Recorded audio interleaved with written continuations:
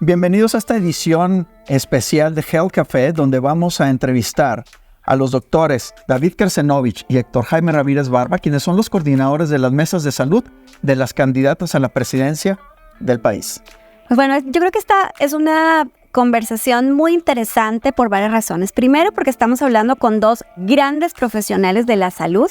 Ninguno de los dos está experimentando, ¿no? Ninguno de los dos es novato. De un lado tenemos a alguien que creo que es un emblema de la salud en el país, que es el doctor David Kersenovich, más de 500 publicaciones científicas, un reconocido director de uno de los institutos de nutrición y además más queridos del país. Y del otro lado también un médico especialista en salud pública que permanentemente ha dado prueba, de un conocimiento profundo de la situación y de propuestas que han tenido que ver, entre otras cosas, con cuidados paliativos, en fin. O sea, creo que son dos grandes actores en este momento y las campañas los han puesto en el ojo del huracán y sin duda el tema de salud tendrá que ser un tema prioritario en las conversaciones de las campañas. Así que lo que nos vamos a encontrar hoy es una conversación en la que Fer y yo les planteamos pensar en el sistema de salud como en un paciente, y entonces vamos a hacer, Fer, el diagnóstico y luego a preguntarles un poco cuáles son sus propuestas de tratamiento para finalmente pensar qué es lo que tendremos que analizar al final de ese sexenio, dependiendo de quién es la candidata elegida. Pues bueno, los dejamos con esta conversación y regresamos para despedirnos. Health Café, con Juana Ramírez y el doctor Fernando Castilleja. Presentado por Laboratorios Dr. Moreira, Laboratorios Biomédica y Exacta Laboratorios. Health Café. Siempre hacer un diagnóstico puede implicar, pues no el mejor resultado, pero es un gran punto de partida. Entonces quisiéramos invitarte a pensar en el sistema de salud como un paciente que estamos evaluando en la sala de emergencias y tenemos que decidir a dónde lo pasamos, a la sala general o a terapia intensiva. Contestando directamente a tu pregunta, yo lo pasaría a la sala de cuidados generales.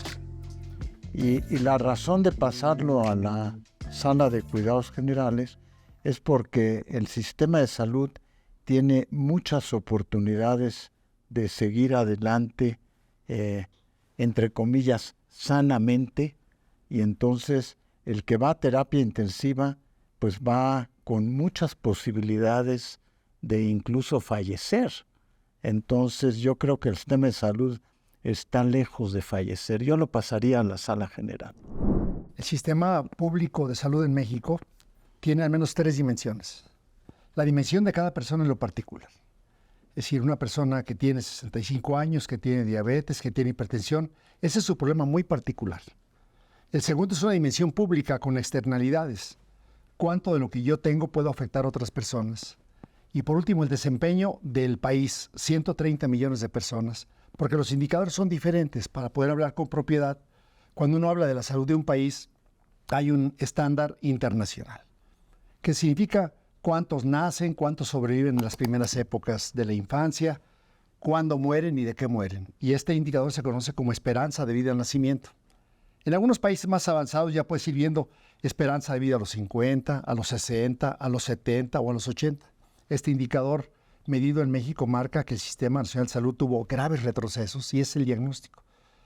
Pérdida de 4 años de esperanza de vida porque murió un gran grupo de población que además era económicamente activa. Entonces, el sistema de salud está en terapia intensiva y pinta que va para peor si continuamos con este mecanismo de poca atención a 2 grupos de problemas. Primero, aquellas que son prevenibles con promoción, con prevención de la salud, y aquellas que ya son una carga social importantísima para el país y están totalmente desatendidas.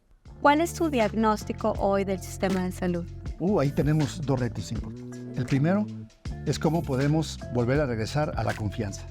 La medicina nomás son 2 cosas. Es la confianza que deposita la gente en la conciencia del funcionario. Y este gobierno ha sido un desastre. Pues es muy fácil recuperarlo. ¿Sabes quién es el niño? Sí. Bueno, pues le pones su cartilla electrónica de vacunación. Y en menos de 3 jornadas de un año, tienes a todo el mundo vacunado. Así de simple, porque el dinero ahí está. Pero ¿cómo le haces, Juana? Cuando tú le das en el programa de vacunación a un gobierno 34,000 millones de pesos en 2022 y nomás ejercieron 9,000 y el resto lo mandaron a el Tren Maya o a su refinería, pero no lo usaron para comprar vacunas, menos para aplicarlas, menos para fortalecer la red de frío. El año pasado, 2023, más de 14,000 millones de pesos para vacunas. Ni siquiera gastaron 2,000 millones de pesos. Pues es imposible que vacunen si no tienen vacunas. ¿Cuál va a ser el impacto para este país? Imagínate tú, por año nacen 1 millón de niñas que no fueron vacunadas para el papilomavirus durante 4 años. La probabilidad de tener más cáncer cervicuterino a los próximos 15 es mayor y va a ser una carga económica. Nosotros sí pretendemos conocer a cada mexicano con todo su expediente y saber qué necesita. ¿Cuánta gente tú crees que tenga seguro social hoy y que lleve más de 20 años? Que le hayan llamado alguna vez, doctor Ramírez Barba, ¿no se ha venido a hacer usted su examen de próstata? Porque luego dice que les interesa mucho la prevención y la promoción, pero la verdad es que es falso. Porque los registros que tienen son pésimos y este gobierno se ha encargado de, si no tienen insumo, ¿cómo va a vacunar? Quitaron las semanas nacionales de vacunación. Desde antes de la pandemia, para que no diga López-Gatell ni innombrable, este responsable negligente criminal, que fue por eso. O sea, antes de eso ocurrió. Entonces, quitan las semanas de vacunación por ideología. No vacunan a los niños por ideología. Y luego empezamos hoy con un debate si las vacunas son buenas o malas. Pero ya tuvimos un brote de sarampión que no había. Yo creo que el sistema de salud ofrece muchas oportunidades de avanzar, de consolidarse en forma importante. Y ofrece muchas oportunidades porque no es lo mismo valorar el estado del sistema de salud ahora que lo que era hace 6 años, que lo que era hace 12 años. Porque tenemos que considerar todos los avances que han ocurrido en medicina y los avances en tecnología. Y yo creo que es un espacio de mucha oportunidad el que tiene el sistema de salud. Lo importante, creo yo, es tratar de reconocer las cosas buenas que tiene el sistema de salud y sobre eso seguir avanzando. No quedarnos nada más en aquellas cosas que están mal. Es importante identificar lo que está mal, pero a la vez es importante hacerlo con un sentido optimista de cómo puede seguir avanzando el sistema de salud. ¿Cuáles son los que están mal?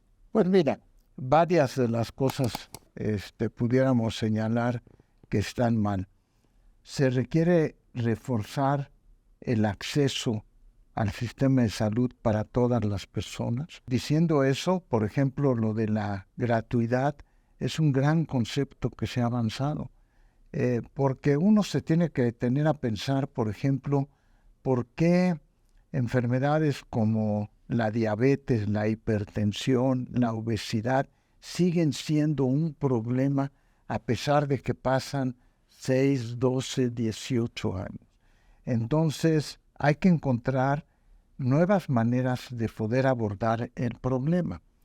Pero yo creo que si me preguntas que yo señale cuál es el principal problema, es el acceso a los servicios de salud para todas las personas. Justo empezamos platicando acerca de el diagnóstico de este gran paciente que es el sistema de salud mexicano y habría que entrarle al tratamiento. En un tuit, ¿cuáles serían esas 3 acciones urgentes en las que se tendría que intervenir? La primera y más importante, Juana, es cómo vamos a hacer para empoderar a que cada paciente sea el CEO de su salud. Tú eres CEO y sabes muy bien a qué me refiero. ¿Cómo hacemos para que realmente haya un empoderamiento de cada persona para que pueda hacer lo que le compete a ella, pero también que sepa exigirle al sistema lo que le compete al sistema atender? El segundo tema claramente está en cuál puede ser el financiamiento de la salud público. Y luego, si es financiamiento de la salud, ¿a quién se lo vas a dirigir? Y por último, que este recurso, junto con el privado, dé más años a la salud y dé más salud a los años. Hoy estamos viviendo mal, pero vivimos muy mal. Entonces la idea es que podamos tener esos 3 parámetros, bien visto esto como un sistema, visto como personas. Lo que más reclama la gente hoy es tener medicamentos. lo que más reclama la gente hoy es tener una asistencia. Tiene temor de no recibir medicamentos, tiene temor de no ser atendido en un hospital, tiene temor de quedar pobre por motivos de salud. Yo creo que el sistema de salud tiene dos ramas muy importantes. Una es la prevención y otra es la atención médica. Son distintas. En el campo de lo que tiene que ver la prevención, yo identificaría la primera de las oportunidades que me pides directo, que sería la vacunación a la población. Y cuando hablamos de vacunación, hablamos de vacunación a población infantil, vacunación a adolescentes, vacunación a adultos mayores, cubrir el espectro de lo que implica la vacunación. Creo que sería una de las primeras medidas que serían preventivas. Una que sería intermedia entre la prevención y la atención a los pacientes tiene que ver con el programa de atención primaria a la salud. La atención primaria lo que implica es la prevención no tiene que venir buscando atención médica. Es una medida preventiva. La atención primaria es la primera vez que tú o yo, cualquiera de ustedes, llega por alguna necesidad a buscar una atención médica, sea en un consultorio, sea en una institución de primer nivel, segundo o tercer nivel. Ese primer contacto es muy importante dejarlo bien registrado y poderle dar una continuidad a la persona en su tratamiento. Esa es intermedia, porque es entre prevención. Por ejemplo, alguien puede llegar buscando que tiene una infección gastrointestinal y se puede curar y se previene. Y el tercer nivel es qué haces con las personas que ya tienen enfermedades crónicas degenerativas y cómo las atiendes a esas personas. Entonces, las tres cosas que yo creo que son importantes es la prevención, la atención primaria a la salud y luego lo que es la atención hospitalaria. Y hay que diferenciar que el sistema de salud ha estado orientado por muchas décadas ha estado enfocado a la atención hospitalaria de las personas y no a la atención primaria y a la prevención. Y creo que parte de la propuesta que tiene la doctora Sheinbaum es precisamente migrar en ese, sin descuidar el problema de atención hospitalaria, enfocarse a la prevención y a la atención primaria. ¿Y qué va a suceder con eso? Se va a desaturar el número de gente que tiene que ir al hospital. Muy bien, y en términos también de acceso a fármacos, hay una propuesta reciente de la megafarmacia del bienestar, que busca distribuir los fármacos y los medicamentos a todos los estados del país. ¿Cuál es su postura? La megafarmacia, si uno se detiene nada más a considerar el concepto de megafarmacia, no se aborda el problema en forma completa. Yo mencionaba hace unos momentos por qué no se ha podido disminuir la obesidad, la diabetes, la hipertensión arterial, los padecimientos cardiovasculares.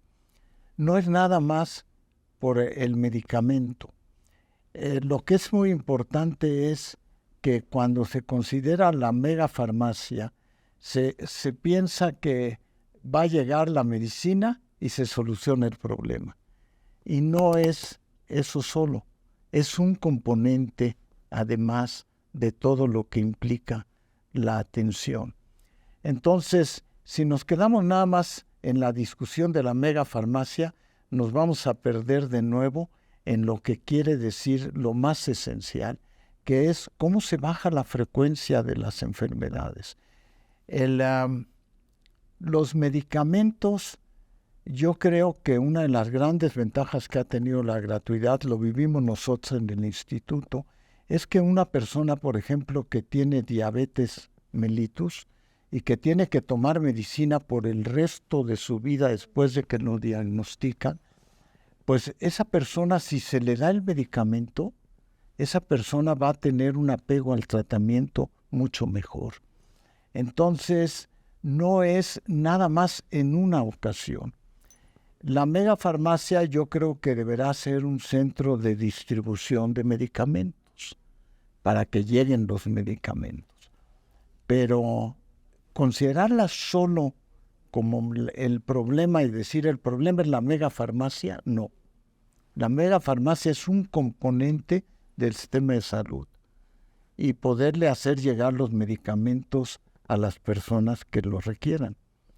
Yo creo que la megafarmacia es un problema de distribución que se podrá corregir en su momento. Pero lo ve como parte de la solución. Sí, lo veo como parte de la solución insertado en lo que tiene que ver la gratuidad de medicamentos y no quedándose nada más con una farmacia, sino que sea una red de distribución de los medicamentos. Si la megafarmacia va a considerar o no la compra o el abasto es otra cosa. Pero el tener un centro que distribuya los medicamentos es muy importante. No hay ningún país en el mundo que funcione así, es un absurdo absoluto, porque cuando tú revisas cuál puede ser el mecanismo de planeación, lo primero es saber qué es lo que se necesita. Esa superfarmacia llena, pensemos que alguna vez esté llena, va a tener alrededor de 1.5 millones de piezas. Este país consume 5.5 millones por día. Y además de ese lugar habría que ver hacia dónde se distribuye. Este país tiene 2.469 municipios, tiene más de 182,000 localidades de menos de 2.500 habitantes, y si el presidente con toda la fuerza del Estado se quedó atorado ante un huracán con todo el jeep en un espacio, ¿cómo le van a hacer para, no habiendo calculado la demanda, poderla surtir? Es un fracaso. Tan fracaso es que este gobierno ha sido el más desastroso en salud por dos razones. Primero, porque no sabe planear. Y segundo, porque la gente que ha contratado para hacer la planeación es francamente incompetente, si no es que corrupta. Cuando tú ves una obra de ese tamaño, que en teoría va a resolver un problema que no han resuelto en 5 años, y que no estaba en el presupuesto de egresos de la Federación 2023, que no está en el presupuesto de egresos de la Federación 2024, pues es una idiota.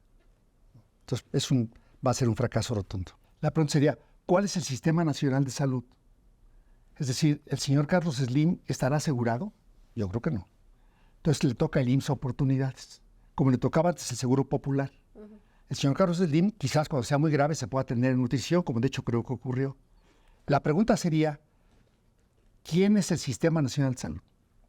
¿Y quién lo integra? Pensar que solamente es el sistema público es un grave error. De hecho, hoy en México se gasta mucho más del bolsillo de las gentes en el sector privado que en el sector público. Entonces hay que pensar en un sistema que dé provisión al sector privado, que dé provisión al sector público y, por último, a la asistencia social. Hoy tenemos muchas asociaciones, grupos de investigadores, universidades, en donde la innovación, la planeación de medicamentos y el surtimiento es importante. Entonces, cuando uno planifica, si pensamos solamente en el IMSS Bienestar, bueno, pues lo ideal sería, con toda la tecnología que existe, saber cuál es el paquete de servicios que garantiza la Constitución. Cuando hoy tenemos una Constitución que marca que tenemos derecho a todo, pero cuando vemos las filas y vemos que no tenemos acceso a casi nada, pues es más complicado. ¿Cuánto tiempo tarda en fabricarse un medicamento? A ver, ¿qué tipo de medicamento? Imagínate tú que estás en la sierra de Oaxaca. ¿Cuántos antidiarreicos? Oiga, pues ¿cuántos viven aquí? ¿Cuántos para infecciones respiratorias? ¿Cuántos sueros de veneno antiaracránico? Ahora imagínate ese escenario de proveer a un centro de salud con 150 habitantes a una terapia intensiva de cancerología o de cardiología. ¿Qué tipo de medicamentos, qué tipo de catéteres, qué tipos de insumos, cada cuándo se producen, qué tipo de, si es que se necesita o no, un sistema específico de refrigeración para ellos? Eso ya estaba en México y este gobierno lo destruyó. Simplemente el sistema de abasto de medicamentos se planifica con el tiempo y hay que saberlo. Y hoy fácilmente te puedo decir que de la periferia al centro, ese sistema no nos tardaría en restablecerlo más de 4 meses. Pero no es un sistema de ideología, es un sistema de utilizar toda la tecnología hoy a disposición. Desde saber dónde se produce hasta dónde se lleva. Y hoy todo está centralizado. Es imposible con este mecanismo el que tan siquiera sepan lo que se necesita, dónde se necesita. Ahora, ante este dolor que tiene que ver con el abasto de medicamentos, pero asumiendo que el abasto de medicamentos es solamente una parte del proceso de la atención y que hoy hemos visto que cada vez se está inclinando o está favoreciendo a la medicina de la atención en las clínicas o en las farmacias con sus consultorios adyacentes y que está viniendo a meter el hombro ante un sistema que ha disminuido el número de consultas. ¿Cuál es el planteamiento de este binomio, ¿no? Atención médica y aporte de fármacos correctos en tiempo, en el lugar, cerca de la gente? Separemos, Fernando, otra vez lo que es salud pública de atención a la persona. Y de atención a la persona es donde cada quien decide. Yo preguntaría, una persona paga sus impuestos, una persona tiene el derecho que el Estado, la obligación de dárselos. Nosotros lo que decimos es que la persona sea el centro de las acciones del Estado. Y si esa persona decide atenderse en la clínica más cerca de su casa, pues que ahí se atienda. ¿Cuál es el paquete garantizado de servicios que le podemos dar? Porque aquí se ha pervertido el tema pensando que se está privatizando, ¿no? Lo que pasa es que el sistema público no está dando las cosas. Yo no me imagino una madre que tiene un niño con cáncer, que no le provee los medicamentos, que no haga hasta lo imposible vender todo por atenderlo. Yo no percibo hoy una persona que compre un seguro para accidentes en su carro, que choque, y después de chocar diga, no, yo pago de mi cuenta, no hago caso del seguro. Yo no me imagino por qué 53 millones de mexicanos que pagan seguro social, 42 de cada 100 deciden irse a atender con un médico privado, atenderse a una farmacia privada, pues porque su tiempo o porque su enfermedad requiere que sea atendido con precisión. En días pasados tuvimos un foro con Dinamarca. Una persona con cáncer, en cuanto se diagnostica el cáncer, entra al sistema y no sale hasta que termine bien. O hasta que termine, pero bien atendido. Y aquí en México siempre tienes un cáncer y es un viacrucis para que entres al sistema y obviamente pues, van a ir a buscar en donde se necesite. Entonces nuestra idea es, usted tiene seguro social, tiene derecho a su tratamiento para la diabetes, no se lo están dando, que se lo surtan en la farmacia más cercana de su barrio y que sea cubierto por el Estado. Oiga, tú dime en qué parte de México hoy podemos ver si tu papá tiene cataratas, ¿cuándo le va a tocar su cirugía? Oiga, usted tiene derecho a la cirugía, que vaya y se atienda a la cirugía. No tiene el sistema, le vamos a dar un plazo, 6 meses para que se atiendan sus cataratas. No se atienden, vaya y atiéndese en lo privado y que le pague el Estado mexicano. Es decir, si al final de cuentas tú tienes una institución a la que le das el dinero para que haga las cosas y no cubre el servicio, pues ella tiene el derecho, como ya ocurrió con la Corte como jurisprudencia y ya tenemos iniciativas presentadas para que el servicio o el producto que tenga que recibir esa persona se reciba en tiempo y forma. Tu pregunta es clave para precisamente por qué el enfermo tiene que ir a sala general y no a terapia intensiva. Y te lo voy a comentar de la siguiente manera. Una de las propuestas que hizo la doctora es aumentar el número de consultorios en distintos lugares del país. Debe de haber la posibilidad de que tú tengas un consultorio bien equipado donde puedas hacerle exámenes mínimos de point of care a esa persona y poderla atender en el sitio para que no los tengas que referir a sitios de segundo o tercer nivel. Ese es muy importante. Y esa es la razón por la que han crecido los consultorios en las farmacias, porque lo que se requiere es tener más sitios de consulta para atender a las personas.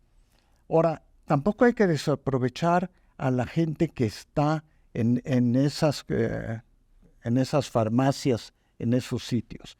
Y otra de las propuestas es cómo aprovechar esos sitios para regularlos, para educar al personal y que pueda incorporarse dentro del mismo sistema.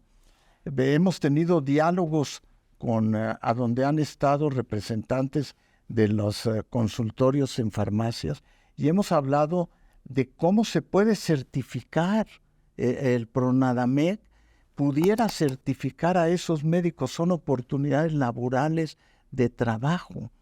Entonces, lo que es importante es cambiar el chip, a que el sistema de salud debe estar enfocado a la atención de los enfermos más graves en los centros hospitalarios y enfocarlo a la prevención y al diagnóstico temprano y control de esas personas. Por eso una de las estrategias muy importantes que se ha mencionado es cómo atiendes los primeros 1000 días de vida, desde el embarazo y los 2 primeros años o los primeros 4 años en que atiendes a una persona.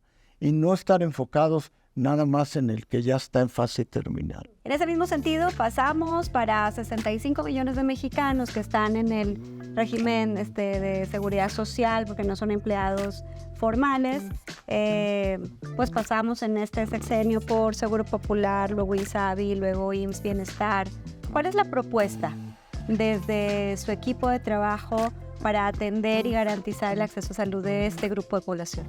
Todos los sistemas que han ocurrido han sido esquemas que tienen una buena intención. O sea, que dicen, pues esta es la manera en que lo voy a atender y cómo lo voy a solucionar. El enfermo sigue estando delicado. O sea, no es de que ya esté curado. No para cuidados intensivos, pero delicado está. Pues está enfermo. O sea, si yo estoy enfermo, estoy delicado, porque no puedo cumplir con todo lo que necesito cumplir, ¿sí? A lo mejor me ausento un día de trabajo, eso también ya es delicado. Entonces yo por eso te decía, la tecnología es muy importante.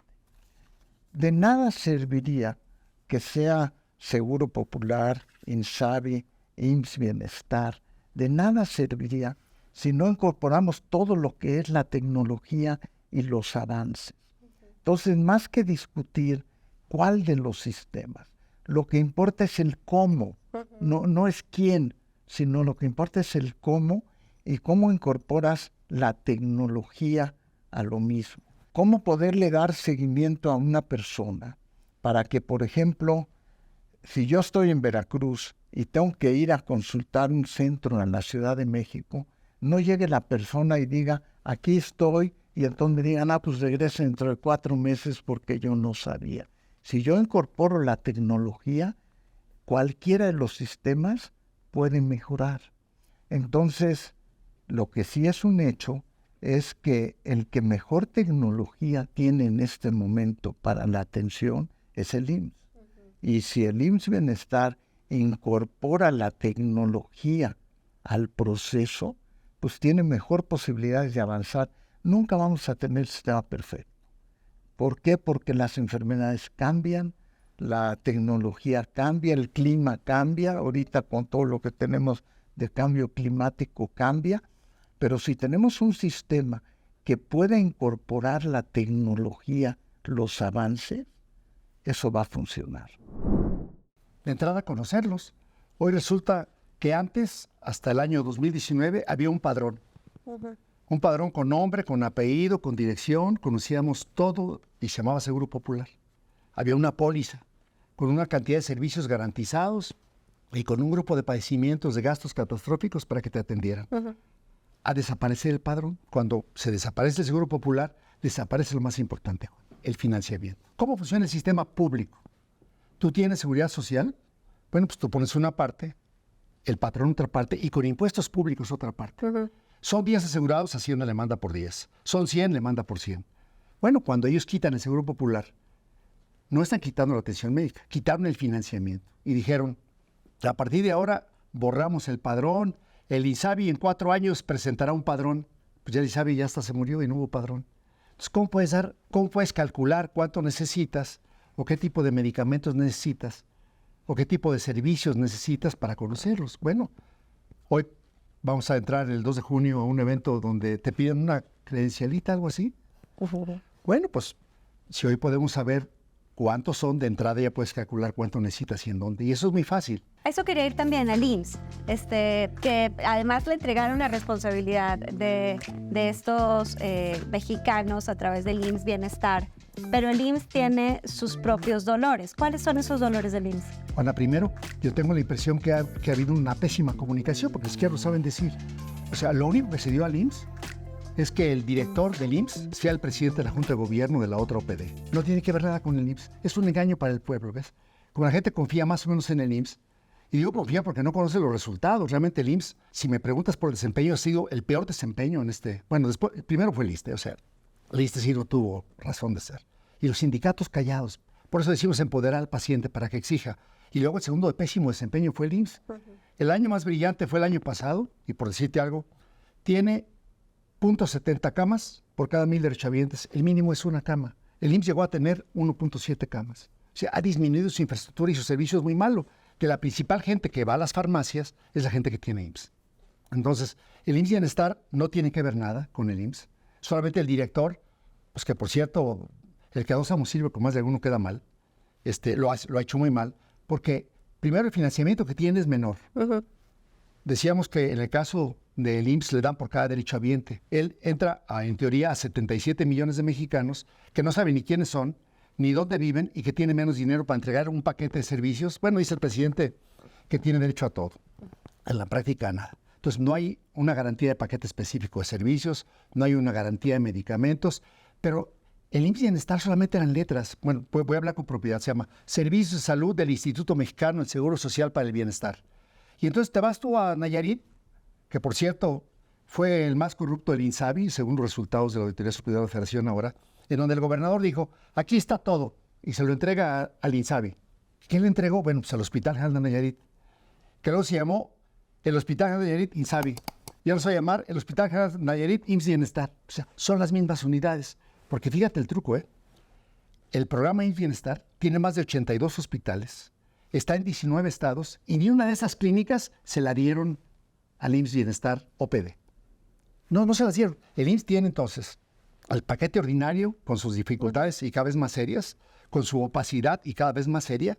Luego el programa IMSS Bienestar, que depende del IMSS, ahí sí, con ramo 19, y luego todos los servicios estatales de salud que han firmado con ellos. Entonces Durango pues, tiene los mismos hospitales, los mismos centros de salud, además que ahora se llaman IMSS Bienestar. Es un truquito y el presidente que va a andar visitando los 23 estados de gobernadores irresponsables, a mi juicio, que pues resulta entregaron sus servicios para quitarse lo que la propia Constitución del Estado dice. Dice que el gobernador y su secretario de Salud son autoridades sanitarias. Y el gran ausente, Juana, que no me van a preguntar, y quiero que estén sus preguntas, pero ¿en dónde están las otras autoridades sanitarias que desde la Constitución les dice que son autoridades sanitarias? Los ayuntamientos. Agua potable, drenaje, residuos, panteones, mercados, que tienen que ver mucho con los determinantes de la salud. Con un concepto de integralidad. Tienen necesidades, o sea, el tiempo de espera de un paciente para una consulta tan tiene necesidades que mucha gente que tiene IMSS decide ir a la medicina privada. Ahora, el que vayas a la medicina privada no quiere decir que tienes lo mejor, o va a la medicina privada, o va al médico de farmacia, etcétera. Entonces, por eso digo que más bien se trata de un tema de oportunidad, ¿no? De qué es lo más rápido. No es nada más quién se va a hacer caro, sino qué va a incorporar, cómo le va a hacer para que funcione. Y creo que lo que nos hemos perdido mucho es en ver que si lo hace este o lo hace este o lo hace aquel. Lo que importa es cómo se va a hacer. Es lo mismo que la mega farmacia. Lo que importa es cómo lo implementes. Yo creo que uno de los problemas que tiene el sistema de salud, yo te decía, uno es la atención a las personas y el otro es la implementación. Ahí está el truco. Doctor, para ir cerrando esta conversación, vamos a hacer una mirada de futuro. Ya pasaron las elecciones y la candidata de su equipo ha sido elegida presidenta de los mexicanos. ¿Cuáles serían las 3 acciones de los primeros 100 días? La primera acción debería ser el poder contratar las vacunas, porque aunque tú digas que quieres vacunar, tienes que adquirir las vacunas y hay una lista de espera. Entonces, la primera, porque es una medida muy útil, es tener las vacunas. Segundo, definir qué va a tener cada consultorio, porque no es nomás decir pongo más consultorios, sino qué va a tener el consultorio y qué va a poder hacer. Y el tercero, que yo creo que es muy importante, es una campaña de comunicación con la población en general, tratando de explicarle cuáles son los objetivos que se van a establecer con un compromiso de calidad. Muy bien. Primero, estoy seguro que vamos a ganar. O sea, yo cuento con el voto de toda la ciudadanía, pues está dando cuenta que tenemos una mujer muy sensible, una mujer que se ha comprometido con su sangre, y eso, para quien no sepa, en las comunidades indígenas es clave hacerlo así. Y lo que estamos haciendo es, primero, fortalecer rapidísimo el abasto de medicamentos. Eso la gente le está fastidiando. Segundo, restablecer el Sistema Nacional de Salud. Integrar realmente al sector privado, al sector público, a las universidades. Digo, en el sector farmacéutico, pues así como a Xochitl le dieron el portazo, se le ha dado a ellos. Tú no puedes hacer una política nacional farmacéutica sin contar a la industria a quien innova, sin contar con las universidades. Entonces estaremos restableciendo el Sistema Nacional de Salud. Y por último, en el paquete fiscal del año 2025 estará la propuesta para que al menos se incremente un punto del PIB en materia de salud, enfocado a incrementar per cápita para la población no derechohabiente. ¿Qué va a suceder en el siguiente sexenio para asegurarnos que la cobertura de médicos, médicas, enfermeras, enfermeros suceda realmente en el sistema público de salud? Pero también, ¿qué va a suceder para que tengan las condiciones de seguridad propias de un profesional de la salud y también las condiciones adecuadas para ejercer su profesión? ¿Qué va a pasar en ese sexenio? ¿Cómo se va a asegurar el sistema de que los doctores, las enfermeras y todo el personal de la salud pueda hacer su trabajo con la calidad que los usuarios requieren? Lo primero, digo, tú no puedes empezar con un sistema de salud como empezó este gobierno. En Chiapas, en diciembre del 18, el secretario diciendo que los médicos éramos una bola de... El presidente desde el púlpito presidencial, ahí en Palacio, diciendo que los médicos eran... Diciéndole al médico pues, que si era tan bueno, pues que de su salario le pagara el medicamento. ¿Recordarás todo eso? A tener que meter amparos para que todo el sistema privado se pudiera vacunar a los niños y a los médicos y a las enfermeras privadas.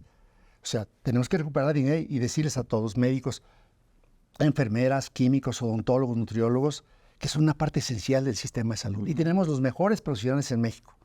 Entonces, luego, tenemos que ver por qué, por ejemplo, en 6 años, diciendo que son tan importantes los médicos, ellos se habían dicho que iban a basificar a N número de personas. No han llegado ni siquiera al 20%. Iban a contratar a no sé qué número de personas. México en licenciatura egresa casi 30,000 médicos por año. Y este presidente trae médicos de Cuba. Y nomás 600, y deja de contratar a los mexicanos. Hoy ya, por fortuna, y por la presión creo yo que hemos hecho, acaban de terminar las especialidades médicas, ya están contratando especialidades médicas. Ya dijo Zoe que contrataron creo que 1,600. Pues qué bueno, porque nomás eran 30,000 los que han egresado como especialistas. Entonces hay que ver pues que se contrate el especialista, que tenga primero el reconocimiento de su gobierno, el reconocimiento de la sociedad. Tú sabes, Fernando, cuánto gana un médico que se va a la zona rural, que llega el lunes y se va el sábado a mediodía. ¿Sobre los, qué, 18,000 pesos? Gana 1,200 pesos a la quincena, ni siquiera para el camión.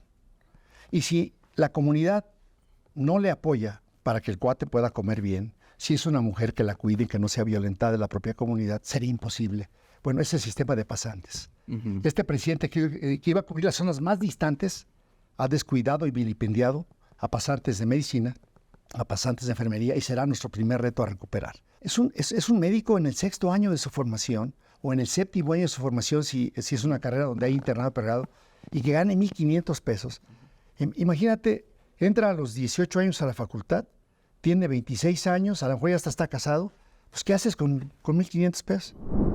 Lo que yo he escuchado en los diálogos es que existe la necesidad de contratación de ese personal, de asegurarte que tienes un trabajo, etcétera, poderlo hacer con dignidad. Y aquí hay algo muy importante. Hay un Snoopy, el Snoopy decía, hay que hacerlo con estilo. Entonces, un poco de estilo lleva hacia adelante. ¿A qué me refiero? A un fenómeno cultural. Tenemos que recuperar la dignidad que tenía el médico ante la población, el respeto que tenía el médico. La profesión médica es una de las más fáciles de tener dignidad. porque no hay nada mejor que la relación médico-paciente a cualquier nivel para generar un clima de confianza. Entonces, por eso digo yo que más que perderse en detallitos de una cosa está mal, etcétera, ¿cómo recuperamos esa dignidad? Entonces, va en dos sentidos.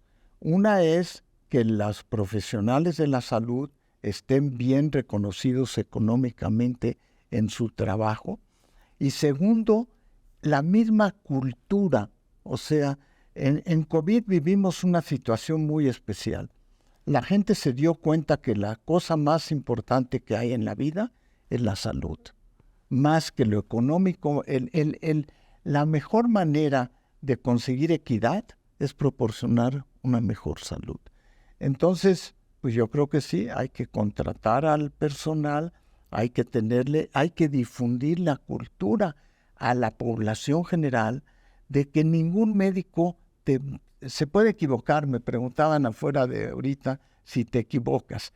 Pues sí te puedes equivocar, pero no lo haces a propósito en ese sentido. Entonces, en la pandemia, por ejemplo, ustedes vieron que de repente agredían a las enfermeras o agredían a los médicos. Eso no puede ser.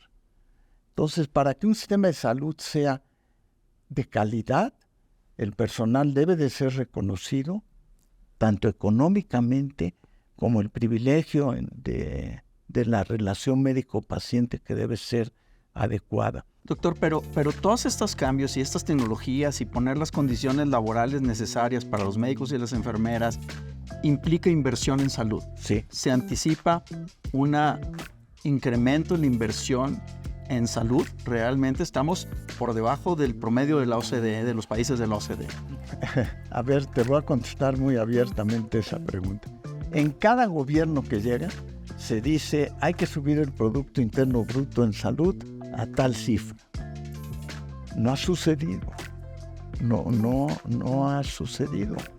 Yo no creo que haya quien te vaya a decir que no va a aumentar el Producto Interno para dedicarlo a salud. Pero lo más costoso es no tener un sistema de calidad, porque te acaba pasando la factura después, llegando a las fases más tardías a los hospitales. Si lo enfocas al a la prevención y al diagnóstico temprano, te va a salir más barato. Eso no quiere decir que no deba aumentar el gasto del Producto Interno Bruto dedicado a salud. Yo creo que sí debería aumentar, definitivamente debería aumentar.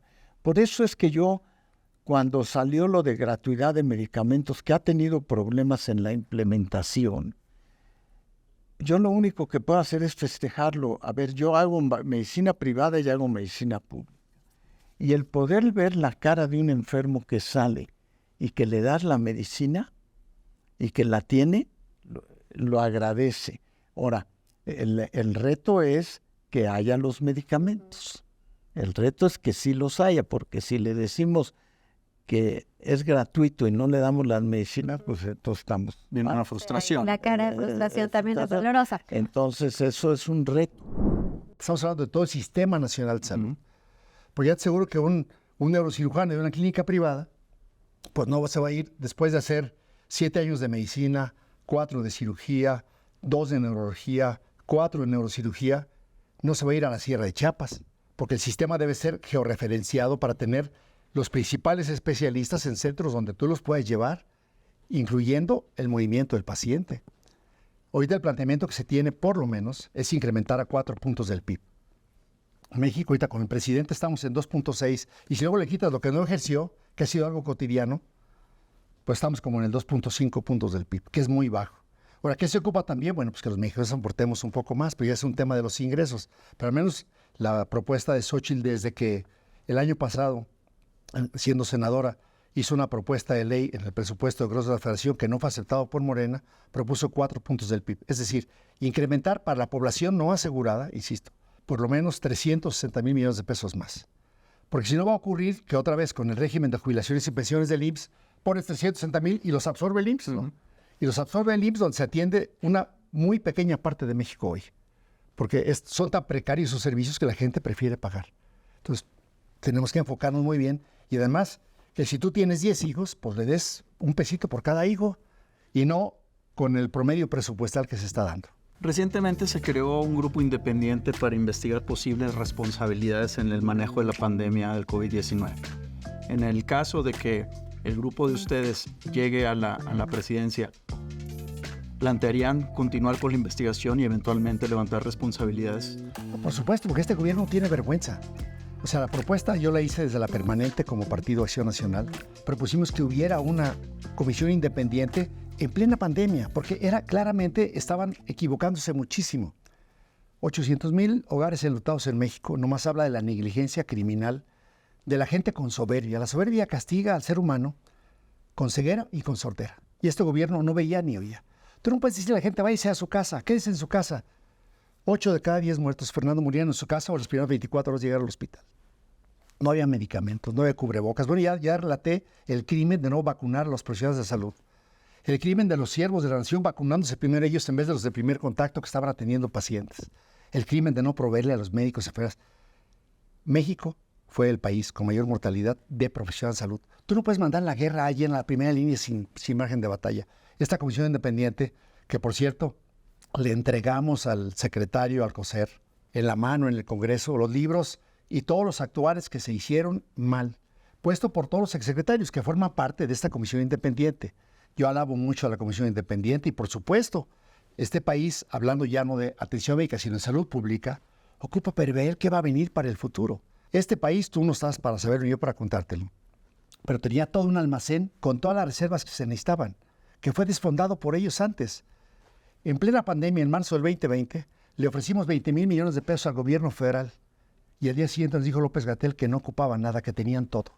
Y después veías el martirio de gente corriendo para atender a su gente, las ambulancias por todos lados. Y no hablamos solamente del Distrito Federal, la Ciudad de México. Estamos hablando de lugares donde pues, no había oxígeno, no había el mecanismo y la gente aterrorizada. Y además, metida en su casa. Tú podrías tener a la mejor despensa para 6 meses. Pero hay gente que vive el día, Fernando. Y las señales que se dieron de comunicación, de prevención, claramente este informe, desde ahorita te puedo dar los resultados, porque se los entregamos al secretario en el 2020 a través de un reporte que hicieron los exsecretarios de salud. Sin soberbia, con humildad. Y nosotros con humildad sabemos que debemos necesitar de todos. Por eso, en todo este trabajo hemos tenido mesas temáticas con mucha gente de muchas especialidades, porque claramente hay que contar con expertos y hay que contar con un sistema que funcione para todos. Que la calidad no cambie independientemente de tienes seguro social o no, tienes dinero o no, y los temas que hoy afectan más a la gente. Tan vagos como mortalidad materna, no es posible que se muera una mujer con su hijo en el vientre sin atención previa. No es posible que solamente 1 de cada 5 niños esté bien vacunado y que esté con un paquete completo y que digan que todo esté bien. Y no está bien que digan que quieren hacer ahora medicina y salud digital. Y en el Congreso, mira, te voy a decir, en el Senado hay una minuta de la Cámara de Diputados aprobada para cuidados paliativos. La gente muere 8 de cada 10 con problemas serios de dolor en su casa sin atención. Y no la han aprobado en Morena. En la Cámara tenemos salud digital, receta electrónica, teleconsulta, sin atención en las casas. Entonces, si ellos dicen que lo quieren hacer, pues que lo aprueben ahorita, ya está para aprobarse. No han querido en 5 años. Desde ley completa salud digital hasta cambios en la ley chiquitos, porque a ver si así lo pasan. Es un gobierno que no tiene vergüenza, no le importa a la gente, no tiene la más mínima empatía por lo que pasa en los pies de las familias. A ver, yo creo que la investigación es algo muy importante. El poder tener bases de datos, el poder avanzar en investigación es muy importante. Si te refieres al COVID en particular, yo creo que la solución no es poner sanción. Mira, hay un movimiento internacional que se llama Patient Safety Movement, que es el movimiento de seguridad del paciente. El número de errores que se cometen en medicina es importante. Y lo que este movimiento trata es de disminuir los errores. Pero ¿cómo lo hace? A través de aceptar y discutir los errores. A mí me tocó estar una vez en Londres con una paciente que perdió a su hijo porque a la hora que lo intubaron le perforaron el estómago en Estados Unidos y falleció el niño, y esta persona, en vez de demandar al sistema médico, lo que hizo es crear una asociación para ver cómo se corrige el que no pongas una sonda nasogástrica y le perfores el estómago. Entonces, la judicialización no es la solución. La solución es tener el espacio de libertad para poder comentar las cosas que se cometieron mal. En la pandemia de COVID nos agarró desprevenidos a todos. No hubo un solo país que dijeras, esto es exactamente lo mejor que se tenía que hacer. Se cometieron, pues nosotros en el instituto publicamos un libro que le titulamos El conocimiento es la mejor prevención. Entonces, si no puedes hablar libremente de los errores, nunca vas a conseguir calidad. Entonces, no se trata de decir yo castigo a quien cometió este error, sino cómo corrijo el error.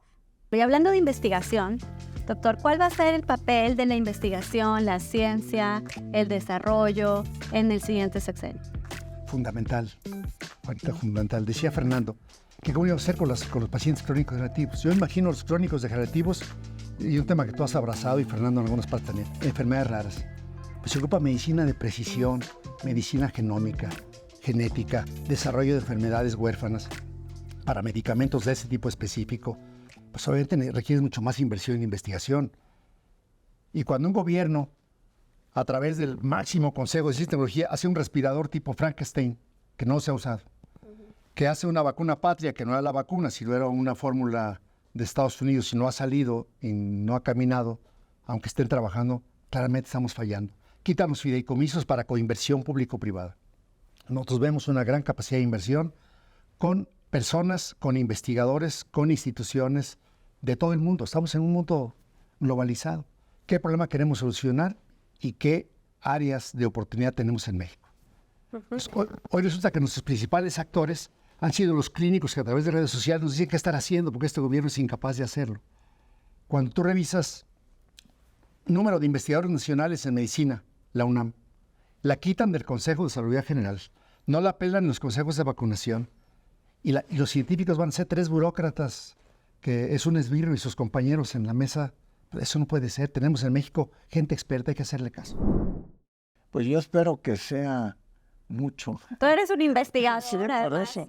Un orgullo para todos los Yo mexicanos. espero que sea mucho, porque, a ver, investigación, uno piensa que es nada más ir a descubrir un nuevo medicamento, etcétera. No.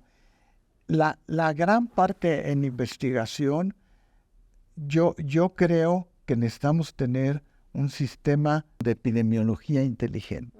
O sea, el poder detectar cuáles son los factores de riesgo que nos llevan a tener tantas enfermedades en el país.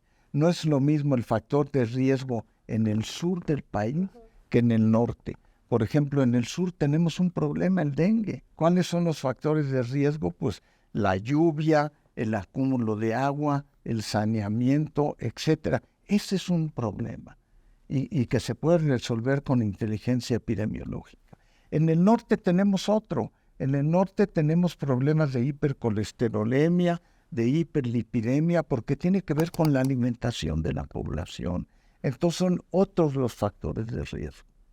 Entonces, yo creo que la inteligencia epidemiológica, con los avances de la tecnología, ofrece muchas posibilidades.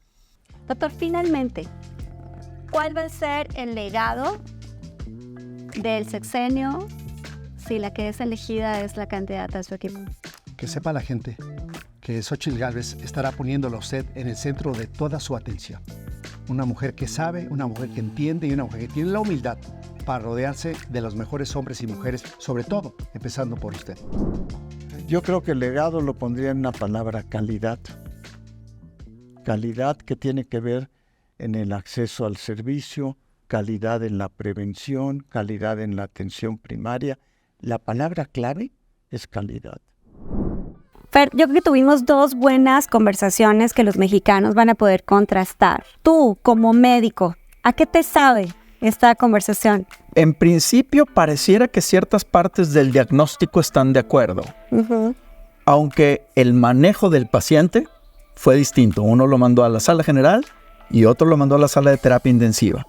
Y aunque algunas partes del diagnóstico pudieran ser similares, la verdad es que el manejo sí es bastante distinto en las propuestas que han hecho.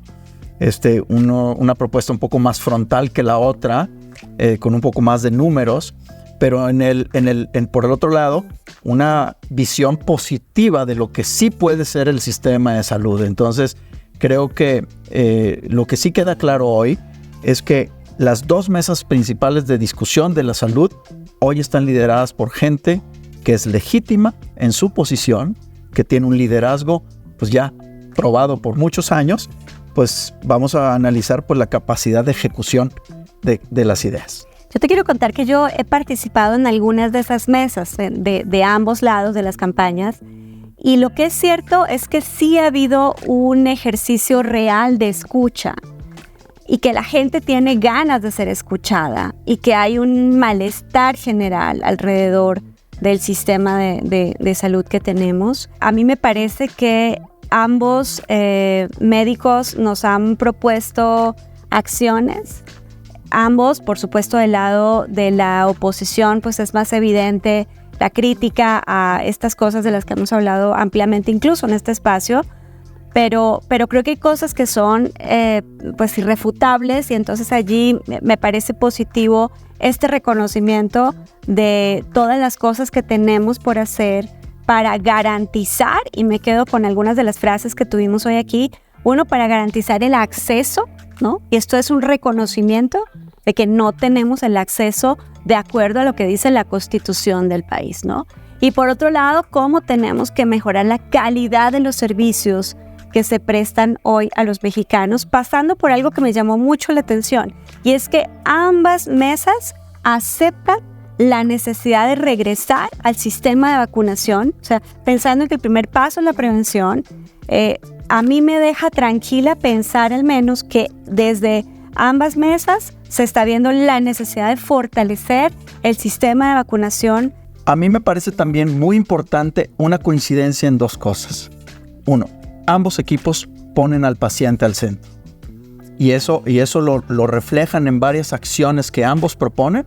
Una coincidencia importante es que es a las doctoras, a los doctores, enfermeras y a todo el personal de salud lo van a plantear como una prioridad, replanteando sus salarios, replanteando sus condiciones laborales y que tengan las características y lo necesario para ejercer su profesión.